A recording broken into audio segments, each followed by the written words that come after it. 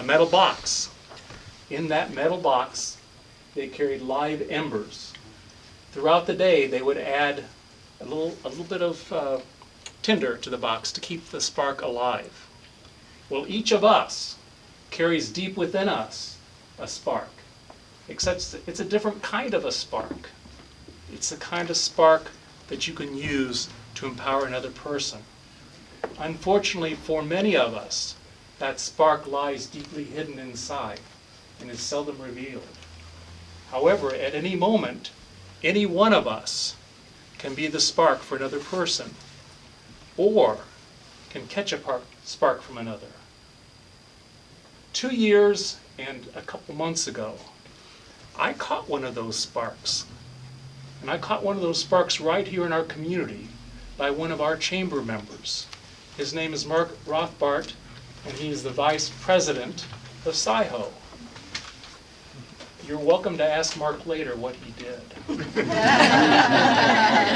What I can tell you is that Mark reignited a spark that is within me now, and it lives as a very deep passion. A passion about what I'm committed to doing for the rest of my life. And yes, this is it. Mark, would you please come forward?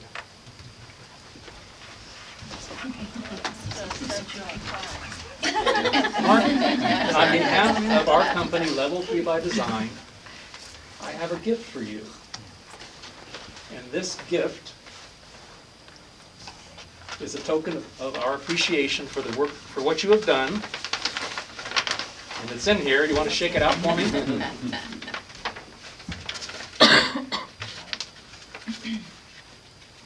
This is a key. And it's not just any type of a key. It's a key that's a token of my sincere appreciation for the gift you gave to me. I'll let you hold the key, by the way. And this key also is a key to unlock performance. This key entitles the holder of it to a menu of free services by our company, Level 3 by Design. We'll talk more later. There's a certificate in there that tells you a little more about that special gift. Well, thank you very much, Mark, for the gift that you gave to me.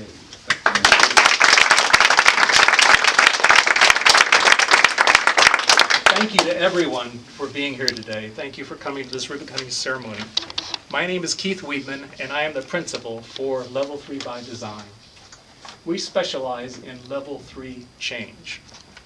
Now, to give you a little bit of explanation, again, I do know how to talk. Level 1 change is simple behavioral change. It takes about 21 days to form a new habit. Some of the most typical habits people have attempted to form before are going on a diet or starting an exercise program. Many of you have had experience with Level 1 change. Level 2 change is a change of a different type. And it's the kind of type I'm talking about is that which is practiced by constructivists. I happen to be a constructivist, and we do have in the audience someone else who is a constructivist. Raise your hand, Bruce. So an example of a Level 2 change is when you have a pattern of seeing, there's a pattern of events, and you have a habit of interpreting that pattern in a certain way. So it's been 25 years ago that I made the mistake of complaining to Bruce that I was having a difficulty establishing a positive relationship with the county prosecutor in another county. And Bruce, in his great empathetic way, called me a covert wimp. So he and I were colleagues at the time, and by calling me a covert wimp, what that did was that caused me to shift from the way I was looking at it to all of a sudden seeing that I once again was in the boat, and I was in a position where I could transform that relationship with the prosecutor. What I want you to know, before I left Montgomery County, that county prosecutor wrote a letter to me, and he wrote a letter applauding the work that we were doing together. Yes, we did have a Level 2 change. Level 3 change is what our company is all about. Level 3 change is looking at the world in a different way. It's actually something that involves a disciplined habit. It's that view, that alternative view, you could say is the view of a constructivist. So what in the world is constructivism? Well, I'm glad that somebody was wondering that question. Constructivism is a theory about what we know and about the world. And according to constructivist thinking, we can never know for certain about reality. All we can know for sure is what reality is not. You cannot prove something, all you can do is disprove something. So when you look at things from the eyes of a constructivist, what we know more or less fits reality like a key fits a lock.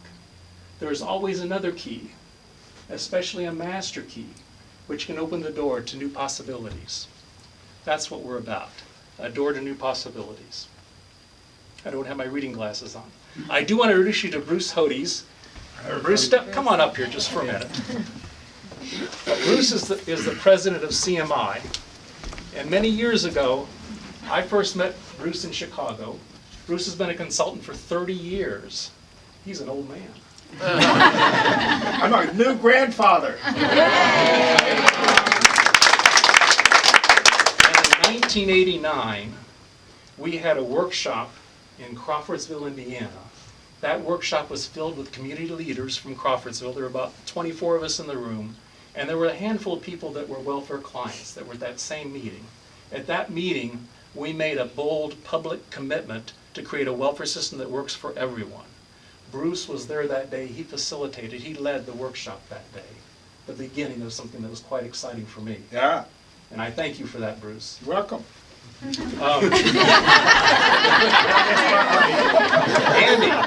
Andy McSheffrey, come on up. Andy is someone that I've only recently met. However, Andy and Bruce go back a long ways. Almost as far back as you. Andy is also a consultant. Andy specializes, one of his special areas is experiential learning. Andy and I will be doing some work together in our community and probably in some other communities like Chicago and Indianapolis. And I'm very excited to have Andy on board as part of the team. And then something that both Andy and Bruce know how to do quite well is corporate team building. So there may be a time where I might refer somebody to one of them to do that type of work. Sounds great. So thank you, Andy. Thank you. Usually there's somebody in the room representing the mayor, and it certainly does not look like the mayor, but why don't you step on up to the side for just a minute. And Marcia, would you open up that envelope for me and get out of the envelope? I've got my hands full. So mayors are known for, from time to time, giving out on special occasions a key to the city. In this case, I am presenting a key. This key, though, is not just for the mayor. This key is to be shared by both the mayor and the city council. So I'd ask you to hold this key. Thank you. And this key is a symbol for another time. There was once a time when people from both parties worked together in extraordinary ways, treated one another with dignity and respect, bridged differences for the betterment of our communities and our country.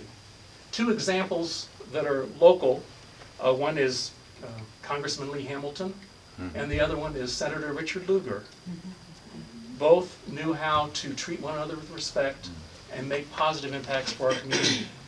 I bring them up not to say that they're antiques like this key. I am bringing them up, though, to suggest that Bartholomew County, Columbus, Indiana, is different by design. And wouldn't it be interesting if our city elected officials demonstrated that difference by design in the way they work together? Wouldn't it be interesting for our city to be the place where people travel around the country to because they want to see how in the world are those elected officials working so well together from different parties? And in respect for that possibility and honoring that possibility, we at Level 3 by Design would be honored and privileged to donate a 2-hour workshop to bring that reality to being. So that is and that is included in that little certificate that Marcia's got there in an envelope. Thank you, Keith. I will share that with the mayor and pass it on and make sure your message is carried forward. Thank you. Thank you very much.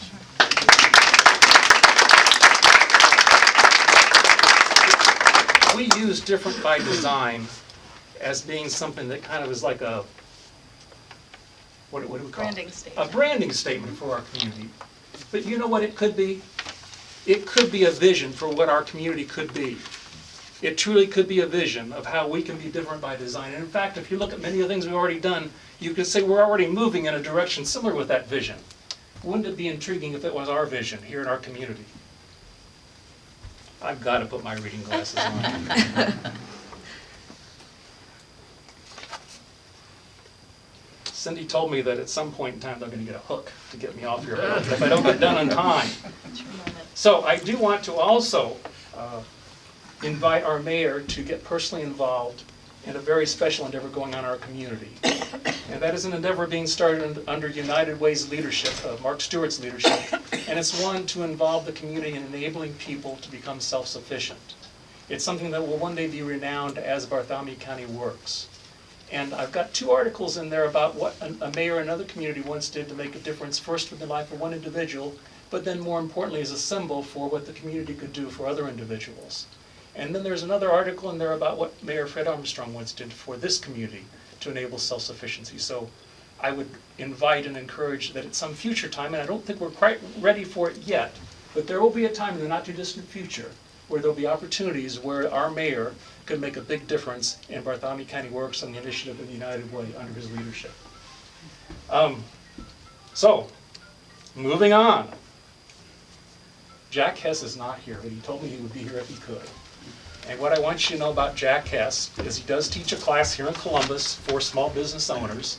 It's called Fuse, and I had the privilege of taking it. It helped us create a company story. It also helped us create values for our company. And then he pushed us to embed those values into business practices. So what I am doing hereby, in respect for and honor of Jack Hess, I am making a commitment that our company will donate 8 hours per month, now and forever, to support low-income people or not-for-profit organizations or governmental entities that have a social justice mission. Thank you, Jack. I also want to thank Cheryl Adams. Cheryl, wave your hand.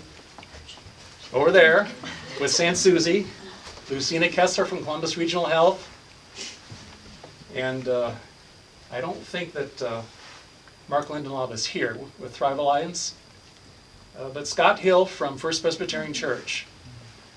You have each been kind enough to allow our company to practice what we do with your organizations. And if you would be willing to tell anybody about your experience of our work, we would certainly appreciate it.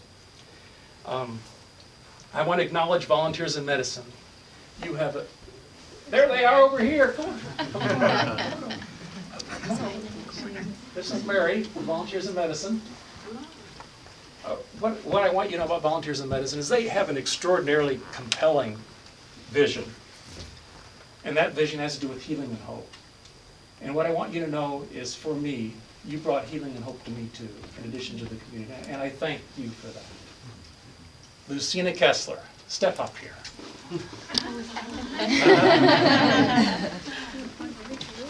What I want you to know is I had the privilege of working with Lucina at Volunteers in Medicine. And Lucina served as a spark for each and every patient that she ever saw at Volunteers in Medicine. She's someone, there's 2 practices that our company's adopting as a result of Lucina. And the 2 practices are, number 1, we will never give up on anyone, no customer, just as Lucina never gave up on any patient. Number 2, we will continually strive for mastery. We will continue to learn new skills, because we know as we learn new skills, like Lucina, we may be able to impact somebody that we haven't impacted yet. So let's hear it from Lucina, one extraordinary individual.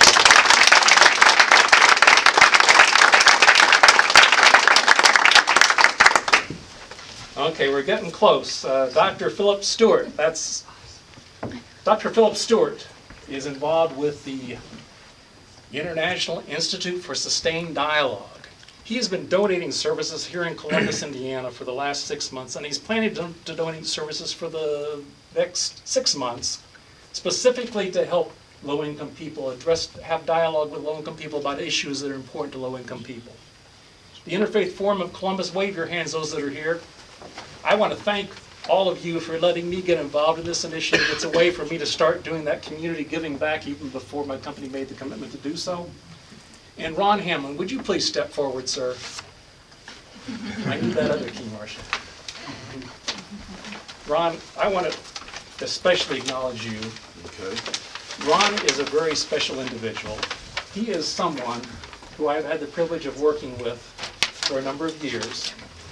And most importantly, what I want you to know about Ron is that he's someone who has been my partner in promoting self-sufficiency in our community since January 2012. And perhaps even more importantly, when we started sustained dialogues in our community, Ron was the first one to be willing to come to the table. Ron was also willing to bring others to the table. And perhaps even more importantly, Ron was willing to bring the topics that were really dear to the hearts of the low-income people in our community. So Ron, this key is for you as a token of our appreciation. And yes, there's special meaning to this key as well, and it's inside your envelope. So Okay. thank you for what you've All done right. for our community. Thank